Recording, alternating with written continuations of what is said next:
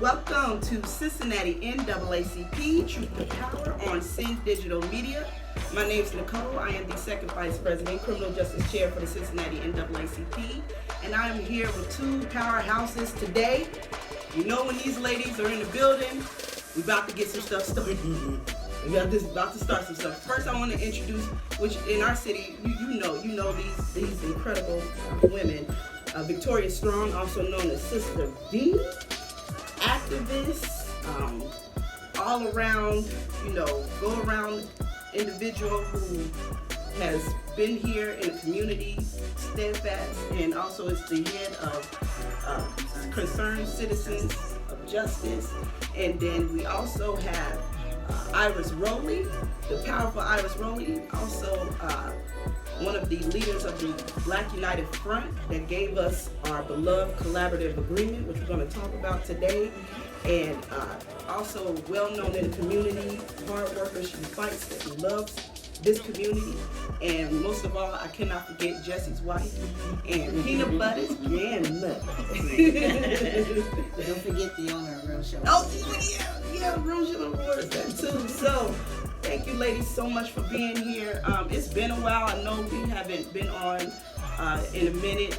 It's been so much going on, and then just with vacations and whatnot. But I'm so happy that these two ladies had time in their very busy schedule to talk to us about some key things that's been happening in our community. We first want to start off about the collaborative agreement and what has transpired over the past few weeks as it relates to FOP President Dan Hils wanting to attack the good sister, our living icon, Iris Roley. Problem child. Yeah, and had the audacity to put his lips together and say, remove her. A key stakeholder in the collaborative agreement, remove her because she's a problem, and involving some activities that was absolutely her First Amendment right. I'm troubled by that. Iris, can you tell the community just how that came about and what that is as it relates to Dan Hill, and what is his issue with you, if you even can articulate that? Yeah, and I think it's beyond my articulation and or understanding, but I will attempt to. But I just want to say to you, Nicole, thank you for being the powerhouse that you are and what you do and what you bring. You are such a gift to this community. So that Sister V and I can say we know that we can take a break. We can go sit down and go take care of our family. I think I told you that before. We lean on each other. Right, because you got it, girl. You really do have it. And to my sister here, Victoria, my superior, and to the work that and the commitment. Oftentimes we get, I want to say shitted on, but I want to say poo-pooed on because we do love our community. Mm-hmm. It's such an understatement because we have internalized the oppression and we don't love ourselves. So the fight that we do is because we love and we care. So I just want to thank you and the NAACP for having this podcast. Let me try to attempt to talk about the current FOP president, Dan Hils. Now I want the world to understand he's not the first FOP president that Iris Roley or any of the other Black United Front members had to work with since we sued the city, the police, the FOP for racial profiling and police brutality. It's not the first one. It's certainly not the most difficult. I think what's problematic for Dan Hils is that we're in a national environment of hate, and where it's inspired to be very vocal, very prominent, and in your face. And so Dan Hils, his in our face with his attempt to tell me what I could do with any of my rights, any of my rights, his attempt to tell me, right? I think is the most egregious part. And that I was standing up for another Black woman. That should be alarming and concerning for Black people and for brown people. Because when people want to tell you that you can't stand up in the way that you see fit, something's wrong with that. That slavery, was over in 1979, but I'm not that girl. Yeah. I don't tap dance for white folks for their approval, their likes, their clicks, and or their stories. That's not where I am. And plus Jesse Roley wouldn't have it. Oh, yeah. So I think that it's rooted in his privilege and his racism, and it's probably not alone. We know that he's not alone, They've been trying to silence our voice for far too long. We know that. We see it coming. We just have to be smarter, which we are much more than they are, and continue to push and understand that it's not just against Iris Roley, but it's against the work of the collaborative agreement, which all African Americans and our Black people who are perceived as such, who live and walk in, on the streets and thoroughfares in the city of Cincinnati, come into contact with Cincinnati PD and their agents. That's who he's pushing up against. He's pushing up against bias-free policing, problem solving, the prevention and intervention of very violent criminals in our communities, because that's what problem solving does. He's pushing back against tracking system of tracking road cops, which they're not a lot. They're very few of them. But if we never get a handle on that, we never know who and what we're dealing with. So that's what he's pushing back against. All of that is so vital, and let people know where they can find information about the collaborative agreement, the collaborative agreement refresh. If you can tell us, the audience here. Sure. You can find information on the city's website, but you can actually go to the CincinnatiCollaborativeAgreement.com. That is powered by the community, and you'll find all of the documents. You'll find the collaborative agreement, the Cincinnati plan, which came after the federal oversight had extended itself, because we got a year extension, and that's the only thing that expired about the agreement. When people say this, ladies, when they go, the collaborative agreement ended, it's frustrating, because I always push back and say, well, when did fair treatment expire? Right. Why is treating people like human beings? Why do we even have to have an agreement for Black people to be treated fairly by people that they pay to patrol and protect the streets of Cincinnati? Exactly. So that's just foolywang, and I won't say the other word, but in privilege. But you can go there and find all the documents. You can find the refresh documents and what we are supposed to be doing right now as it relates to policy, procedures, and guidelines. Awesome. So last week, the Army came behind the good sister Iris Roley to City Hall because we wanted to make our voices heard and also amplify your voice against this pushback that this individual placed against you, and like you so eloquently explained, against the collaborative and the community and every stakeholder that's involved in it. And so I want to know, were you expecting such a large crowd, and how did it make you feel to see so much support from your community? I think I'm like both of you all, very humble, sort of introvert, and so no, I wasn't expecting that. I didn't, I just said show up for the work, and it really wasn't a huge push for people to come. So what it did do was it overwhelmed me with assurance that people are concerned about the work, and people are concerned about me. And I'll say this to you too, that I messed around and turned around before I sat down to speak, and I saw people standing, and it just threw me way off. I just kind of wanted to cry, because we shouldn't have to go through those measures to get equity and to get transparency and accountability. It shouldn't always have to hurt. We shouldn't always have to fight so hard and take off our jobs and scrape up money to pay for parking and try to figure out how not to be taking care of our parents, which Victoria's trying to take care of, and our families. We shouldn't have to go to these extreme measures. So it felt overwhelming, but it felt good to know that people are paying attention enough that want to love upon us and protect us. Exactly.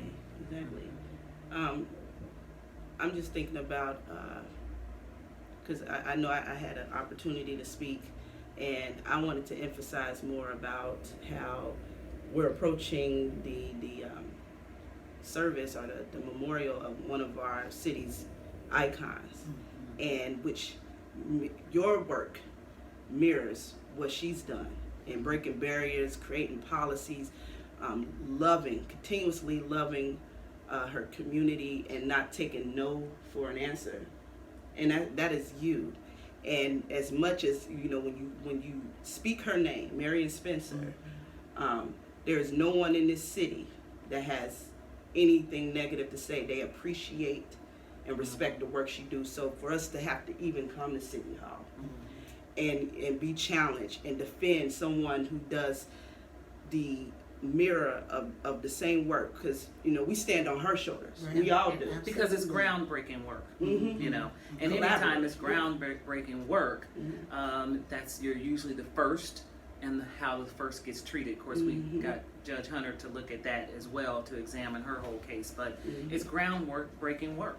work that hasn't been done. Right. So you're moving on territory where you're making people uncomfortable. Right. And anytime you begin to make the establishment uncomfortable, because one of the things when you were talking, Iris, I was kind of thinking that with black people, we have to see both sides, dual thinking. We have to think dual all the time. That's why we can look at Tim Thomas and say, yeah, I know why he ran. White people say, why did he run? Well, we already know, right?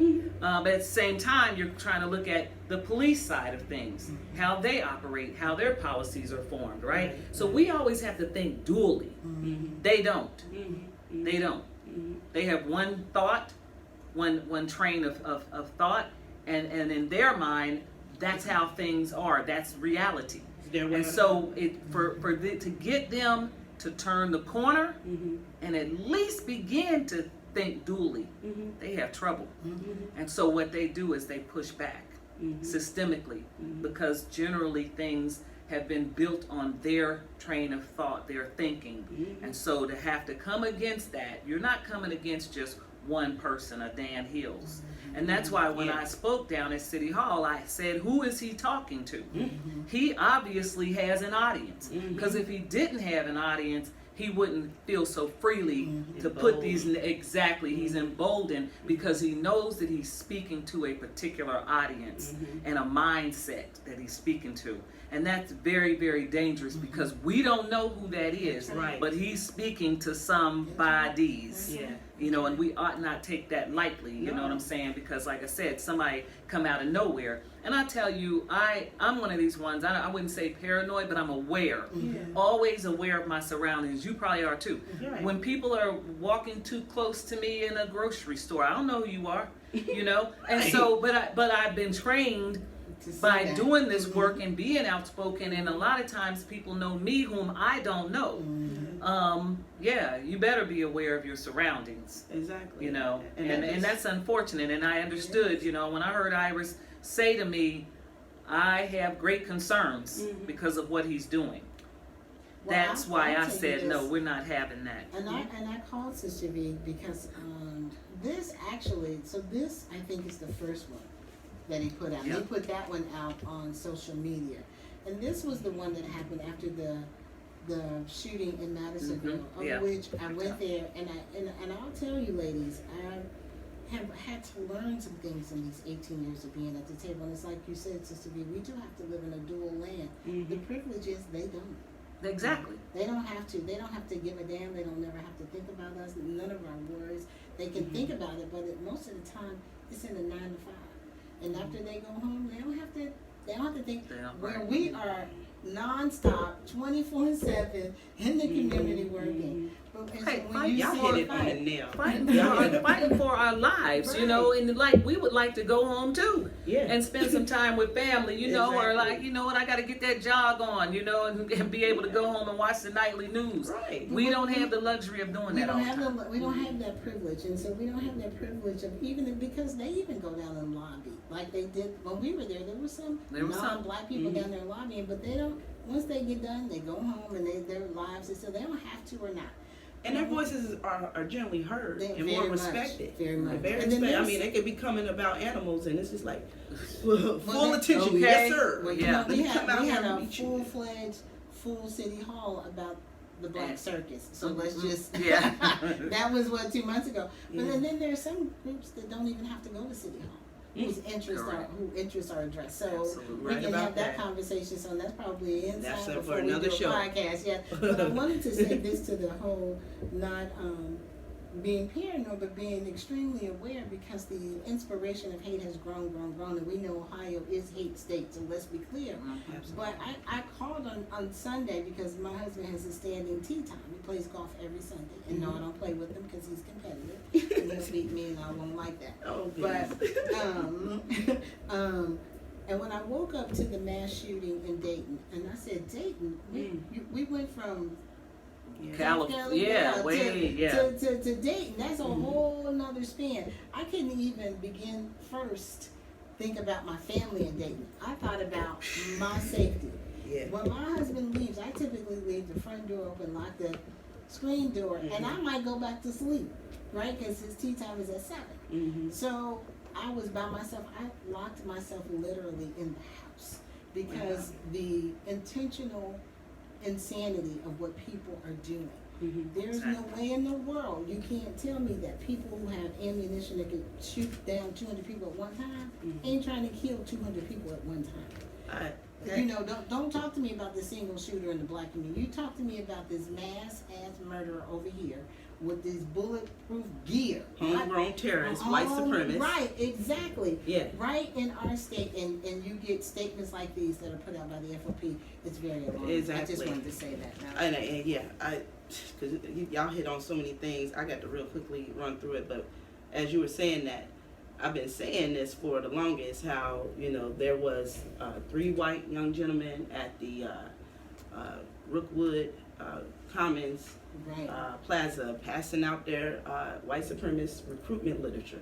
They had their little business cards. This is it. We'll talk more about it on another show, but the group is called American Identity Movement. And it says go to AmericanIdentityMovement.com, short AIM. And the Southern Poverty Institution has identified this group as a hate group, a white supremacist group. They actually changed their name after the whole Charlottesville, Virginia. They were an active portion in there. And this was weeks before what happened in Dayton. Absolutely. Not to say there is any connection, but I'm telling you, this is closer to home than you think. Absolutely. And Norwood police came and confiscated everything, and you have heard nothing on the news. But this is very close to home, and this is very dangerous. And it's sad because it's young white males, college age white males. And we as a community, as a whole, really need to come around and take care of that, because we could see some dangerous settings sooner than later if we just ignore it and don't think that this is an Nicole, issue. we really do need to take a good look at what's happening in our community. We're talking about children coming up missing greater than we ever knew before. This is why we need so many hands on deck. We need more eyes. We need big mamas back on the porch. We do need people on the corners, but they need to be looking out for the children. Right. Every day when I go on my social media, I got at least 5. This child is missing. Oh, Then you get for another sure. one about, you know, finding black young men and black young women dead and no organs. We need to get to the bottom and to the truth of this stuff and to the matter and start connecting these dots and stop looking at other stuff that don't matter. Can I say this, because I want to double back to the collaborative agreement. I think what people may or may not understand, when he started putting this out, he had mentioned the city manager's advisory group. Now, look, the collaborative agreement took place, nearly 18 years ago, 19 years ago. Things have changed. I think when it first came out, I think tasers were just being introduced, right? So when people are saying, you know, what is the refresh? The refresh is just that. It's time to go back, look at these policies. Things need to be updated and things like that to see where they are. New things coming on the market and so forth. So when Iris is at the table, she's actually at the table representing the community, right? And so to remove that, you know, so for him to say she needs to be removed, that is saying he doesn't give a damn about the community. Who represents the community? She just doesn't need to be there. So, you know, and I was telling Iris, I said, that's interesting. I said, because I know how this city works. I wonder, you know, who is he working with, or where is he getting this? Because for me, I'm always thinking ahead. So I'm like, okay, what 14 is he looking to replace her with, you know, for lack of a better word? And I'm just saying, you know, you always have to think that way, because a lot of times they always, you know, they use black people against black people too. And so, they get the permission. correct. And so my purpose in being there, and I'm sure probably others, my purpose in being there was to simply say, she is the one who's earned the right to be at that table. She has to go back and not only bang with them in that room, and believe me, I hear a lot of stuff from her that she's been in the room too. and to have to come back to the community and have to tell basically both sides, okay, this is what's happening here, this is what we're fighting for, and this is how, you know, I think things should go. That's hard. It was Iris that really made me start seeing also, like I said, we have to have that dual mindset. I also have to look at police policy and how they operate, how they're trained, you know, and where some of the problems are and what kind of things they face. Because I'm going to tell you, 20 years ago, I was so angry at them that it was hard for me to walk up to them and even speak to them or even offer them have a good day, you know, or tell them be safe. It took me a long time to come from that. And that is part of the work. And I just want people to understand that. That's part of the work. Also, people have to understand that, yes, you can be for the police, but you need to be for good policing. So I'm not against an accountability. So we are not against police. We are against bad policing. And I think that if the police began to weed out their bad seeds, that would go a long way in healing the community. And so that's something they got to do internally. So she's doing her job. She has earned that right to be there. She has educated herself on the issues inside and out. And so that message for Dan Hils was back off. You don't get to choose our leaders. We choose our own leaders. And she's earned the right to be there. I don't know if we've ever did that. The other thing that came out of... Well, we know how they've been throwing our leaders around and tossing them and getting rid of them anytime they feel like it. And so this is one of those things that I felt was a move to begin the process of doing it. And so when he finally felt bold enough to just come right out and say that, it's time for the city to do their job and rein this guy in. And if anything, get his butt off of there. There are other officers that can do his job at that table. And I think that, and you're exactly right. And I think that what did come of that is that you saw unification, because you see organizations. One of our oldest, the NAACP, which is second vice president of Black United Front Concerned Citizens for Justice. But what you did see was the Sentinels and Black organizations build this fist, and it has taken, you know, me a long time to get that, to make that happen, because what happens to Black people happens to Black officers internally. What happens to Black officers internally happens to Black people on the street. That's right.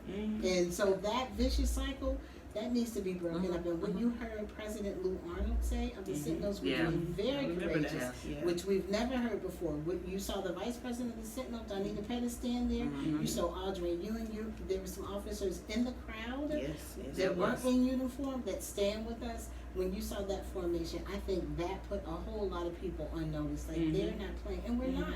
And I think we've all earned a seat at the table.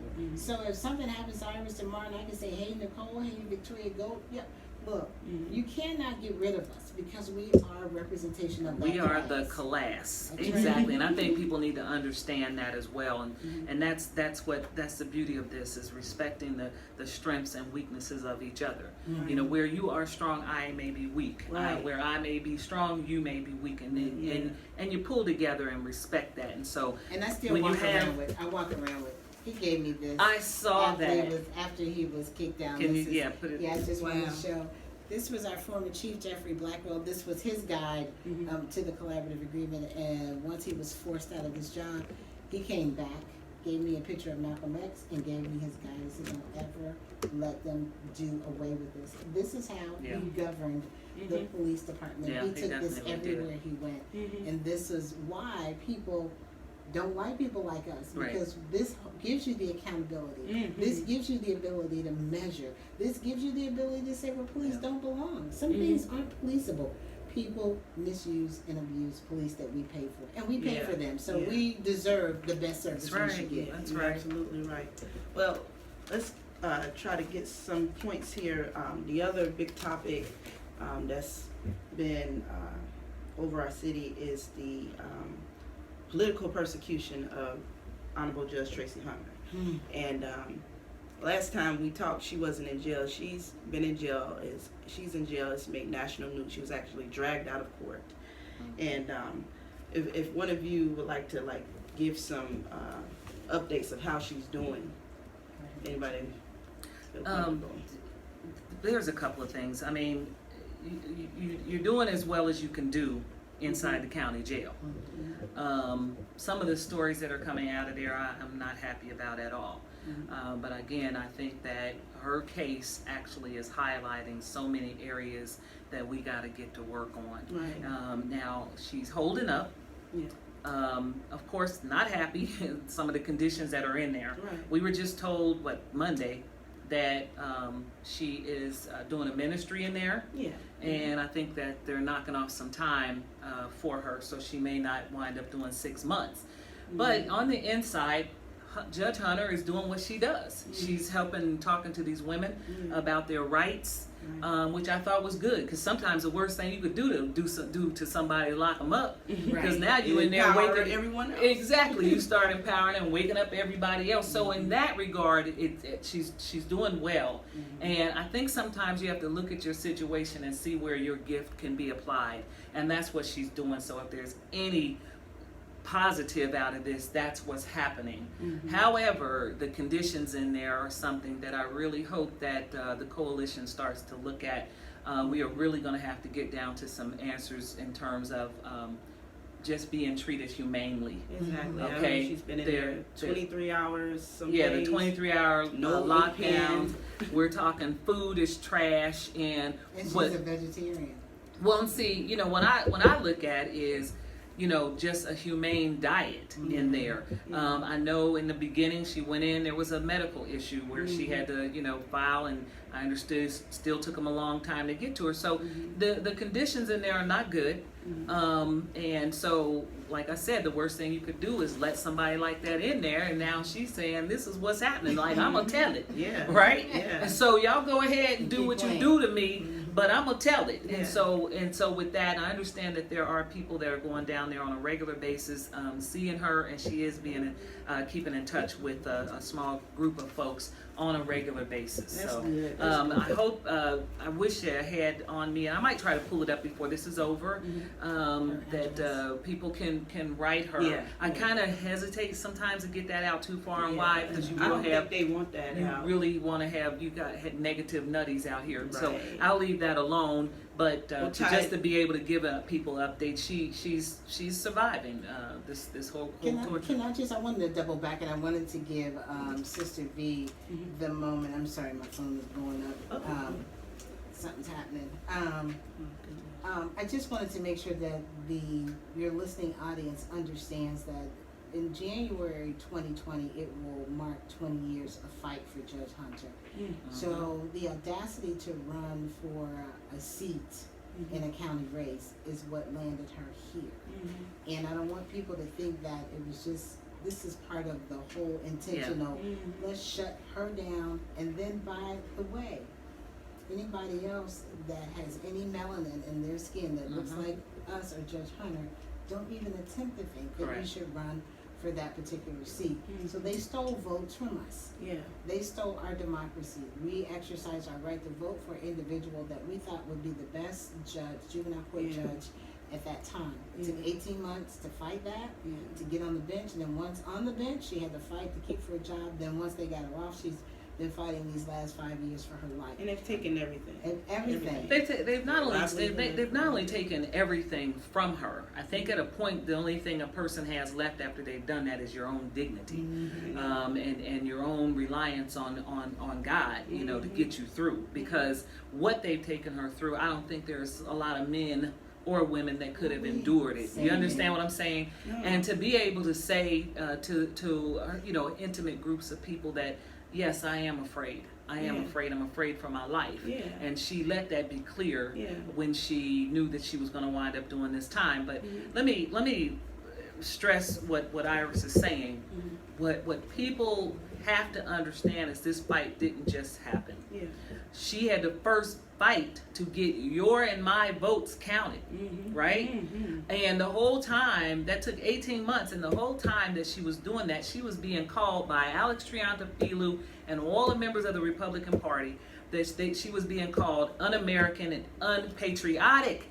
How much more patriotic can you be to get your votes counted, right?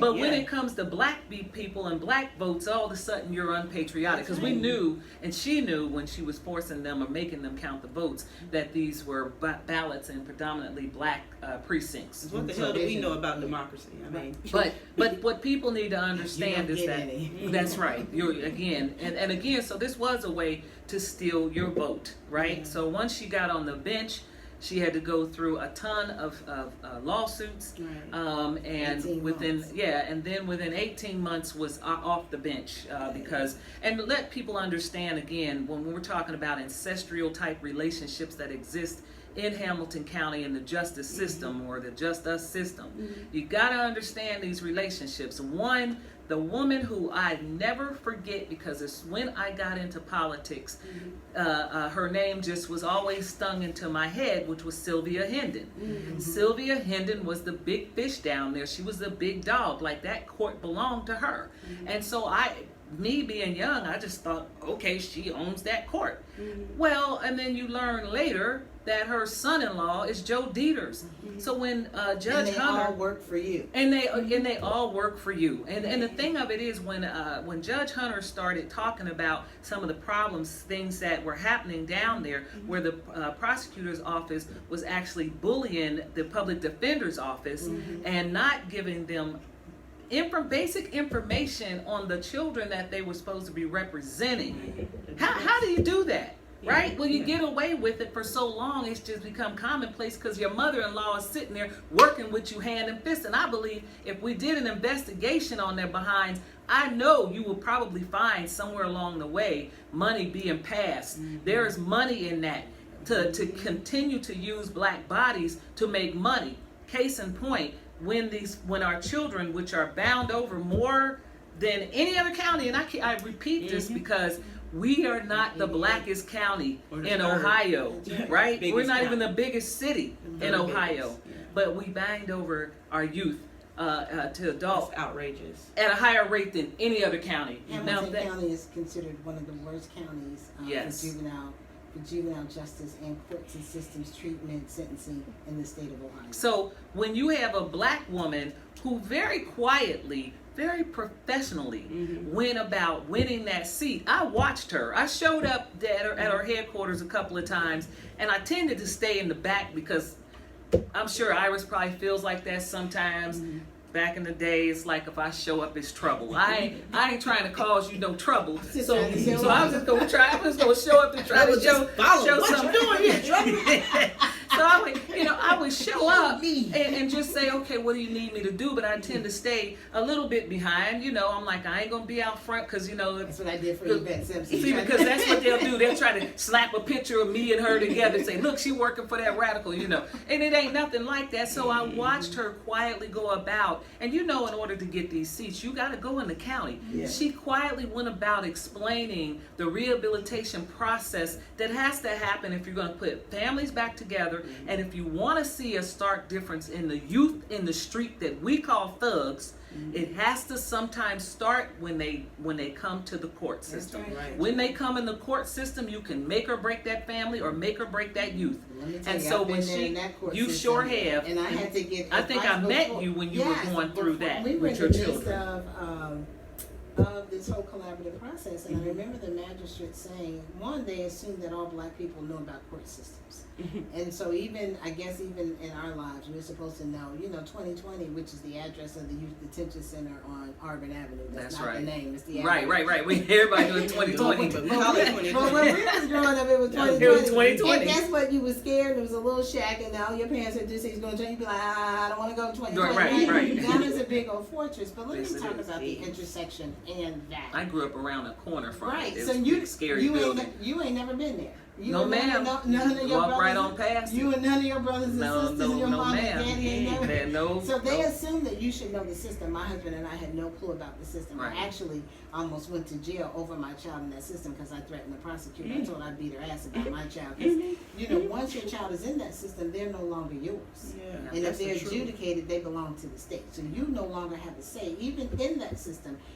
The attorneys represent the children, not you. And so but they also can apply, but they can apply what they call child support if they lock your child up. I was that. That's what I say. Then they find you. Yeah, so you have to pay a monthly child, and it goes on your credit.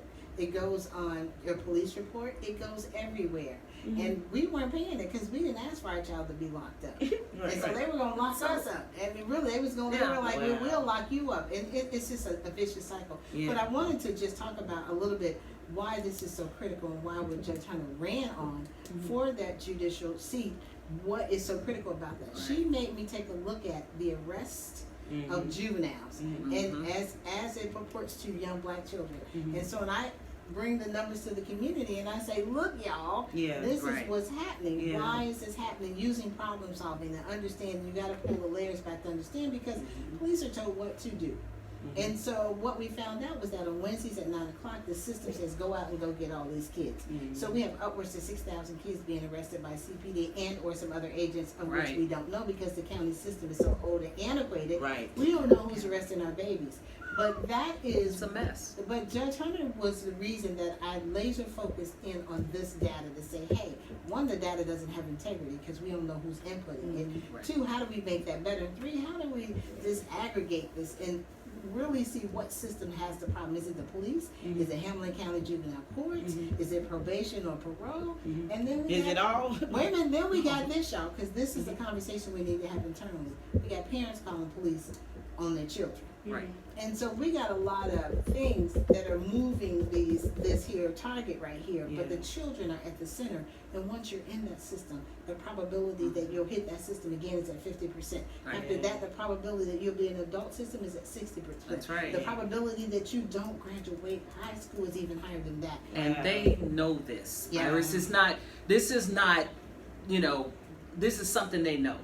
And so when she laid out, and I forget, it was 5 pillars, but I know one of them was rehabilitation, right? And so when she explained it, and she's going out in the county talking to white folks, that white folks was like, okay, because you know they don't want to run into these little cowboys in the street either.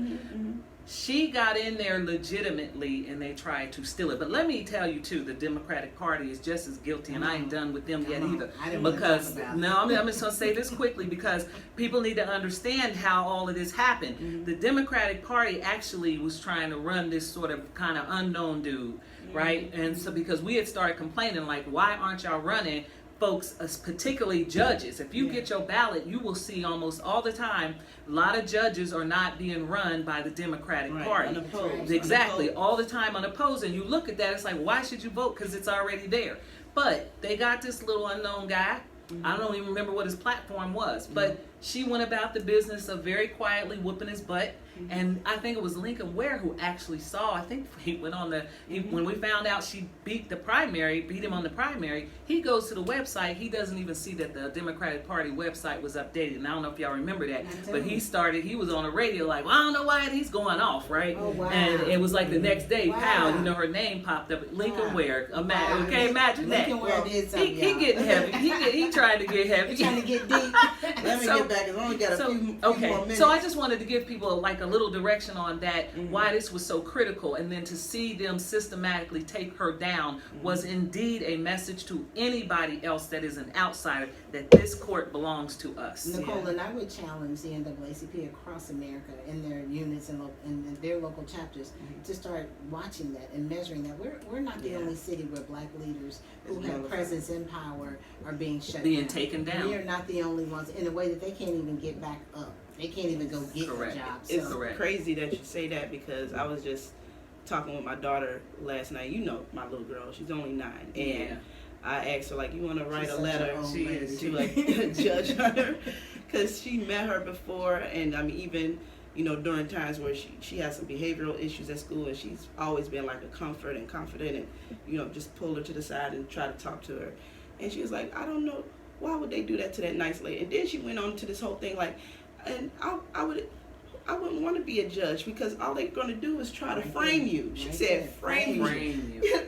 I was like, say that again. I literally recorded it because I was just like, for her that young to kind of pull that together, what you're saying. Exactly. She sees it. If a child sees that, like, you know, I can't run for this office because they'll just take it from her, or they'll put me in jail. What are young adults that are looking into this field feeling like there's no point? Success to the racism and the that was the message, right? That's a sad case. That was a gut punch when she got locked up. That was a gut punch. You know, we were all there. I mean,